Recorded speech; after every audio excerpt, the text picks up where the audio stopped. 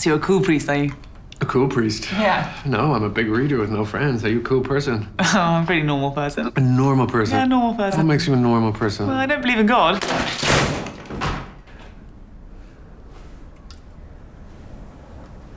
I love it when he does that. This is the second season of Fleabag, the BBC series from writer and star Phoebe Waller-Bridge that everybody in the US just watches on Amazon. Fleabag is based on Waller-Bridge's one-woman theater show, and follows its main character, also named Fleabag, so intently that she often will turn and speak to us directly through the lens of the camera. I'm happy you found a way to deflect from your pitiful, self-sabotaging, ego-driven, masturbatory, I cannot believe how well this is coming out, pawing, insidious, overwhelming mediocrity, only to finally figure out that at your very core, you are a weakie. Damn! The first season was a cult hit in 2016 that focused on our main character dealing with both the losses of her best friend and her mother. But season 2 covers way more thematic ground. There's grief, but also spirituality and religion, temptation, forgiveness, sibling relationships, redemption, feminism, and the show even finds time to comment on its first season. And all of this in the season's incredibly short 2.5-hour runtime. Fleabag does this by diving deeper into what makes its first season, and television at large, so interesting. Exploring perspective. Now, in order to talk about this, I'm going to need to spoil the second season of Fleabag. So if you want to avoid that, feel free to check out my spoiler-free video on the first season. The link for that video is in the description. To varying degrees, every great television show is a character study, inserting us directly into that character's mind. And Fleabag is very upfront about this through the show's use of breaking the fourth wall. She don't say it. She actually, just don't say it. She actually orgasmed when she finished it. Just said it. In season 1, this tool was used to teach us about Fleabag. We saw the world from her point of view in a way that drew attention away from what the narrator told us to who the narrator is. Each time she broke the fourth wall, she also broke into a new dimension of her character. But what separates Fleabag from other shows is how it uses that perspective. Jesus. Now in season 2, with that tool being established, and with us knowing a bit about Fleabag, the show is able to point that perspective outward and take on way more ideas. Whether Fleabag likes it or not, we see her now.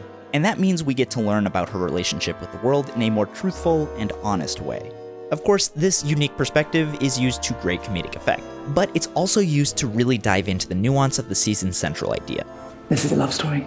We've seen Fleabag lust after people, and even the rare dog before, but in this season, everything changes when she meets the hot priest. The priest is quite hot. So hot. It's not just that he's hot and unavailable. They have real chemistry, and he challenges her in ways that she's never been challenged before. I like that you believe in a meaningless existence. And you're good for me. You make me question my faith. And? I've never felt closer to God. Most importantly for this discussion, though, he can see her looking at us, at the camera. What was that?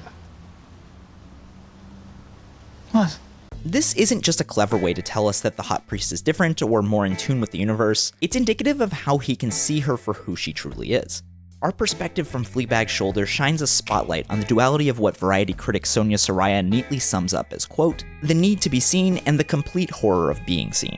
Throughout both seasons, our existence on Fleabag's shoulder has grown uncomfortable at times. In the first season, it was when we learned things about her that she would have rather kept hidden. But this season, it's because we serve as her conscience, a mirror in which she sees herself. Sure, we're a sounding board for her best quips. Hey. Yes, Father? Yes, Father? But we're also the people who have seen her at her most vulnerable. We, as an audience, make it very difficult for her to hide from herself.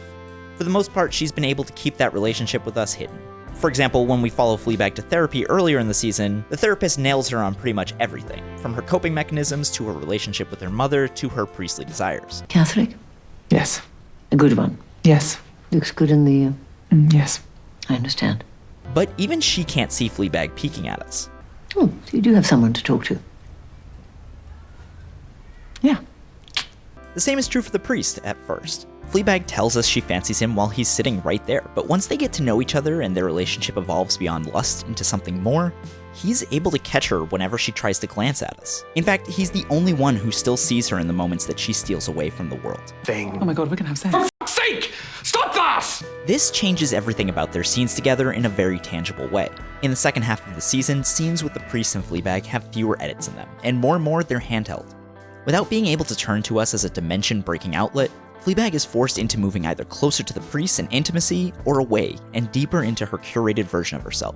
Whereas Fleabag used to watch the show with us as much as she was in it, now a barrier has come between us, and weirdly, that barrier actually lets us see her even more honestly. Not unlike the anonymity of the confession chamber she finds herself in. And I'm ashamed of not knowing what I... What you want? It's okay not to know what you want. No, I know what I want. I know exactly what I want. Right now. What's that? It's bad.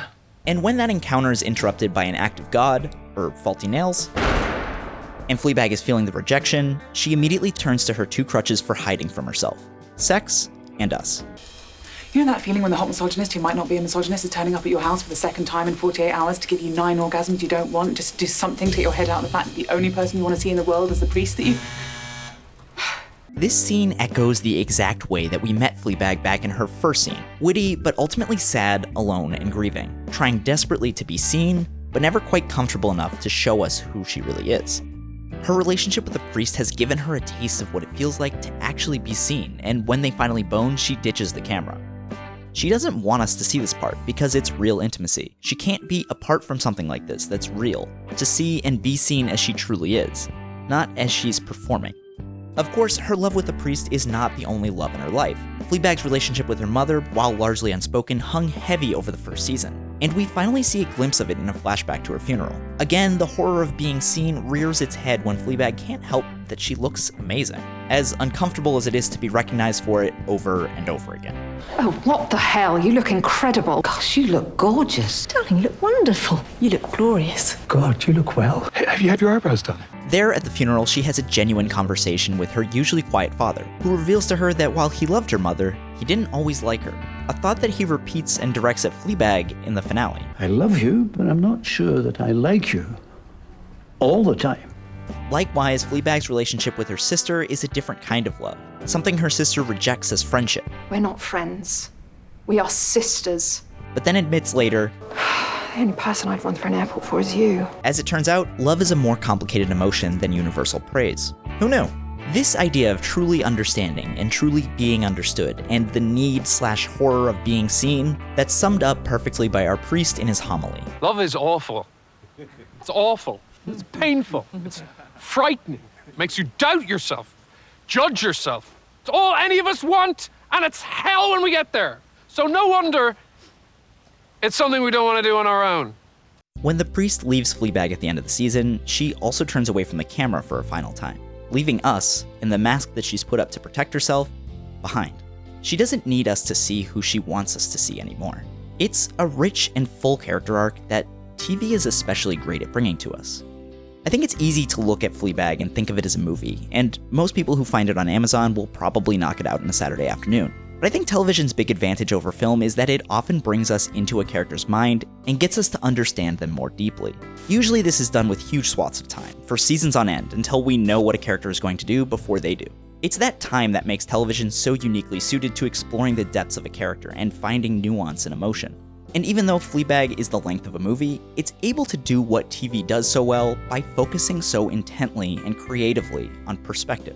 The best stories put their audiences in positions that echo the themes of the story. And that's exactly what Fleabag does. It tells a story about needing to be seen and the horror of being seen for who you truly are, while giving us that same experience, creating an intimate relationship with Fleabag, coming to a deep understanding of her, and then pulling that back away. That idea of truly seeing is what Fleabag is all about, both for her and for us. Which brings us back to the end of the series. He went that way. The fox represents the demons that haunt the priest, consistently showing up whenever his celibacy has been tested, and keeping him honest with his devotion to God. Oh God! You're here. I thought you were a fox. For Fleabag, we've served the same purpose, and when she leaves us behind, it's because she no longer needs us. She's finally gained the perspective to be honest with herself.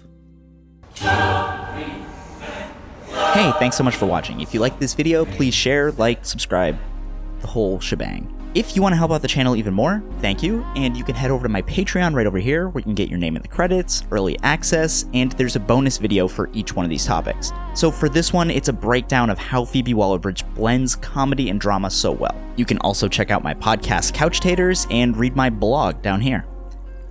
Thanks!